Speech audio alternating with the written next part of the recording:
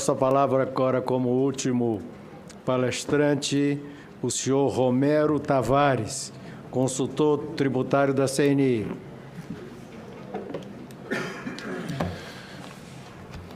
Agradeço, senador Tasso Gereissati, em nome da CNI, a todos os membros da comissão pela oportunidade de contribuir com os debates. Pessoalmente, é um prazer também, como acadêmico do direito tributário, inclusive de sentar à mesa junto com o amigo, o ex-secretário Everardo Maciel. Eu queria, inclusive, tomar emprestado alguns dos pontos de lógica irrefutável colocados pelo Everardo, para, em cima deles, construir com dados que se referem à indústria. Então, como representante da indústria, minha contribuição ao debate aqui vai ser diversos aspectos de preocupação com o modelo atual que motivam o projeto de lei. Há diversas características do modelo atual que motivaram a sua criação. Como essas duas faces da mesma moeda, que aparecem opostas às vezes, se refletem na indústria. Então, o primeiro ponto diferencial aqui muito corretamente, o secretário Everardo coloca que não se tributa a pessoa jurídica, porque pessoa jurídica é uma ficção, se tributa a pessoa física. Isso é o primeiro fundamento conceitual que não se pode fugir na nossa discussão. Logo, a tributação do lucro da pessoa jurídica nada mais é que uma antecipação da tributação do sócio daquela pessoa jurídica.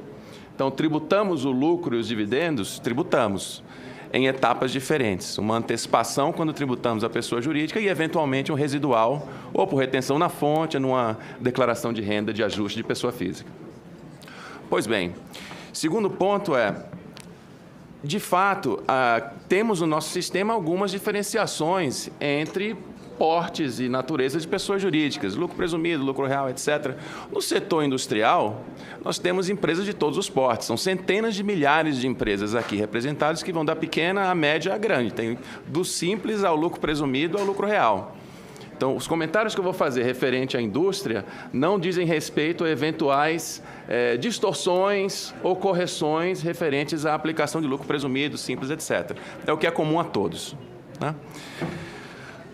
Um ponto muito relevante quanto à nossa tributação de lucro, e muito bem colocado aqui já pelo painel, inclusive, é que é importante evitar distorções alocativas, ou seja, preservar-se ao máximo a neutralidade do sistema tributário, que não induza a tomada de decisões que sejam ineficientes para a economia, antes de se entrar em qualquer conceito de equidade, justiça, distribuição, progressividade. Então, inicialmente, há uma premissa colocada já pela mesa aqui, a de que, na medida em que a tributação já ocorreria na pessoa jurídica, não haveria nenhum sequestro de liberdade de decisão de reinvestir, uma vez que o lucro não teria uma nova incidência de tributação na fonte ou uma nova incidência de tributação na pessoa física. Pois bem, como contraponto dessa premissa, tem-se toda a discussão de pessoa física. Nós não vamos entrar nela enquanto representantes da indústria. Porém, para falar sobre a indústria, essa premissa da liberdade é a que tem que ser questionada. Ou seja, quando a nossa alíquota de tributação de renda corporativa, o slide não está passando. É o outro botão. Não, é esse aqui. Ela se situa, aonde se situa, nós vamos falar um pouco, diferentes versões do gráfico foram mostradas já por diferentes palestrantes. Eu queria, primariamente, salientar o seguinte ponto. Quando nós tributamos a 34, essa antecipação do que seria a tributação do sócio, no setor industrial, nós estamos retirando a possibilidade do setor industrial ser competitivo no reinvestimento de lucros. Ou seja, não é que o setor industrial teria a opção de reinvestir ou não. Se ele não compra novo maquinário, não compra ativo fixo, não investe em pesquisa e desenvolvimento, diferente do médico, do advogado, talvez. Então, quando a gente tem o arcabouço de ativos fixos, tangíveis, industriais, que a indústria precisa ter, que são de longo prazo, sem dúvida a indústria não reinveste lucro, ela morre. Então, a primeira premissa é, se eu antecipo a tributação do sócio de uma empresa industrial para a indústria, para o lucro líquido distribuível, como colocado pelo Mauro, talvez, mas não distribuído, porque o financiamento da atividade industrial com lucros acumulados é uma natureza do setor. É natural, o setor reinveste os lucros acumulados. Então, na medida em que eu tenho uma alíquota de tributação do lucro não distribuído da pessoa jurídica a 34%, e o mundo inteiro, média OCDE caiu para 21%, já foi colocado aqui. Os BRICS, a Índia acabou de anunciar a reforma para a indústria, vai ficar entre 15% e 22%. Fora Estados Unidos, fora vários outros. Então, a média OCDE de países mais ricos que nós, o lucro não distribuído, distribuível, não distribuído, ou seja, não estou falando da desigualdade social, da tributação do lucro que chega ao sócio pessoa física. Estou falando da antecipação. Nós estamos criando uma substituição tributária, mais um ST. Então, o nosso IRPJ é um PF de sócio ST. Estamos substituindo na pessoa jurídica a 34%, o que seria uma tributação desalinhada com o mundo inteiro. Nossa indústria sofre com isso, na sua capacidade de reinvestir lucros. Partindo dessa premissa, seja, estamos desalinhados com o mundo desenvolvido, estamos desalinhados com os países emergentes. O que é que aconteceu ao longo do tempo? Qual foi o brilhantismo, eu diria, da reforma de 1995? O brilhantismo é que houve ali um alinhamento. Os Estados Unidos haviam feito uma reforma menos de 10 anos antes, cerca de 10 anos antes, haviam reduzido a sua alíquota para 35%. Nós fizemos aquela reforma da 9249, dentre várias outras modernizadoras do sistema, introdução de preço de transferência, o próprio juros sobre capital próprio, várias coisas modernas e positivas foram criadas ali em 95, e a alíquota naquele momento era competitiva, estava alinhada. A alíquota da tributação do lucro da pessoa jurídica na indústria estava alinhada. Ao redor do mundo aconteceu o quê? Uma guerra fiscal. Houve uma guerra fiscal, senhores, internacional, concorrendo pelo investimento, principalmente industrial. Dentre vários outros, mas principalmente o industrial. Principalmente o industrial voltado para a exportação. E dessa guerra o Brasil ficou de fora. Nós mantivemos os nossos 34%, optamos por isso, enquanto que no mundo inteiro, países ou mais desenvolvidos, ou menos desenvolvidos, ou ascendentes ou não, reduziram. Essa tendência ela é nítida, e qualquer interação que se faça de gráficos se chega a isso. Mais especificamente, as alíquotas, não base de cálculo ainda, mas as alíquotas aplicáveis por países como China, a própria Índia, diferenciam em atividades industriais, atividades de zona de processamento de exportação, e se aplicam alíquotas menores ainda, chega a 15%.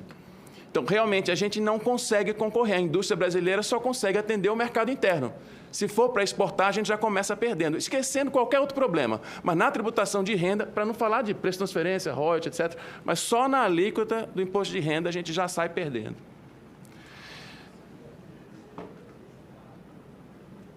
Bom, desculpa, de novo.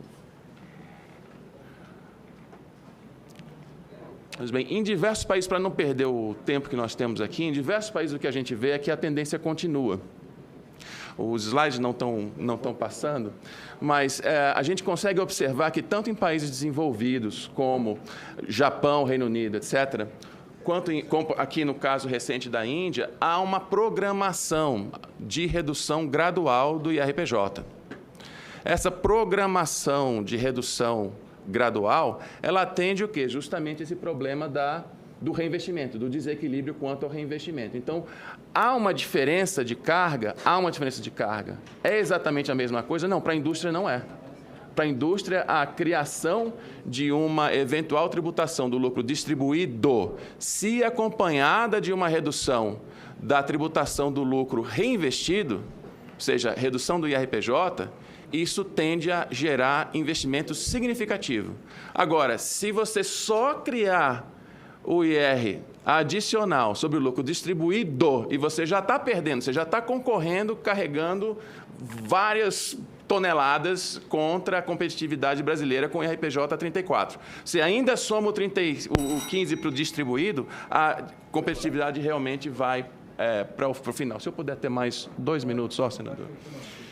Então, isso, sem dúvida nenhuma, o principal efeito é na penetração do Brasil em cadeias globais de valor, onde há essa industrialização intermediária, ou seja, o Brasil não consegue importar para reexportar e na tributação da renda ser competitivo.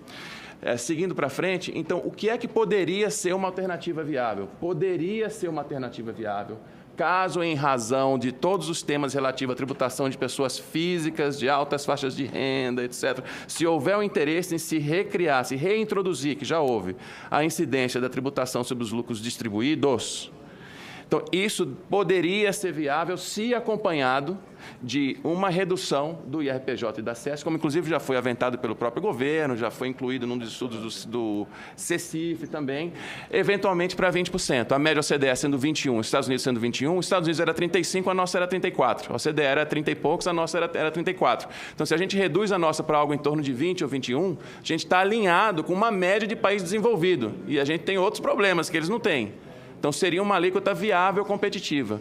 E um IR sobre lucros e dividendos, o ideal é que ele incidisse sobre os lucros e dividendos distribuídos a pessoas físicas, acionistas, o problema dos médicos, etc. Todo aquele problema de tributação na tabela progressiva, talvez, inclusive, se resolve quando se pensa que é essa pessoa física que se está buscando tributar. Tema de pejotização, etc. Mas o lucro dentro de um grupo econômico industrial, muitas vezes você tem pessoas jurídicas diferentes que uma distribui para reinvestir na outra, não tem remuneração para sócio. É um dinheiro circulando na economia, sendo reaplicado em ativo fixo, emprego, em atividade industrial. Então, caso prospere o projeto deveria, a nosso ver, ser combinado com uma redução na mesma medida e ao mesmo tempo. Não é cria o IR fonte primeiro e reduz o IRPJ depois. Na mesma medida e ao mesmo tempo. Ou os dois são alterados gradualmente ao mesmo tempo, ou simultaneamente no momento zero. Mas, ao mesmo tempo, que a incidência do IR-fonte seja nas distribuições para a pessoa física e para o exterior. Isso seria, inclusive, um grande incentivo para que outros países concedessem mais ao Brasil e que a gente pudesse expandir a nossa rede de tratados para evitar dupla tributação. Bom, com esse ponto, dado o tempo limitado, eu encerro minha fala, senador. Agradeço ao Dr. Romero Tavares, consultor tributário da CNI, e passo nós temos 2 senadores, gostariam de falar, os 2 senadores, apenas um senador com... Posso passar a palavra? Pode... Senhor presidente, infelizmente hoje, com tantas comissões... O senador Otto saiu? Saiu, acho que ele foi em outra comissão. Quero, em primeiro lugar, dizer aqui aos palestrantes, quem nos trouxe essa amostra aí para nós, esses esclarecimentos, que não é descaso dos senadores, não, é porque a concorrência das comissões é muito grande. Tivemos hoje ainda, né, senador Tasso, uma reunião na casa do nosso presidente aí para tratar assuntos aí com o ministro da Justiça. Então, o tema ele é muito importante para todos nós. Quero parabenizar o nosso senador Otto, que é o autor do projeto, o relator senador Cajuru, e a vocês que vieram aqui nos abrilhantar com essas informações. Eu tive o privilégio aqui de ouvir o Romero e um pouco do Décio. Dos questionamentos, e até fiz com o senador, eu como também empresário, com essa explicação que o senhor falou agora, senhor Romero, por último. Nós temos, se uma empresa no Brasil optante pelo lucro real, se der lucro, que hoje está muito complicado dar lucro, mas se der já é 34% na boca do caixa, que já se paga. E ser taxado em mais 15% quando distribui esses lucros, eu vejo aí com uma certa, até, eu acho que uma incoerência nesse ponto.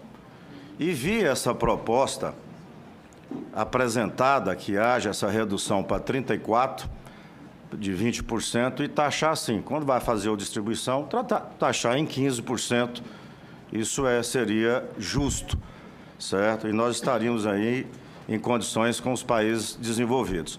O Brasil é um dos poucos países do mundo que cobra imposto quando um profissional ou liberal, se ele compra uma máquina pequena, uma máquina de costura, ou uma empresa média ou grande, paga tributo na compra de uma máquina que vai gerar imposto e renda.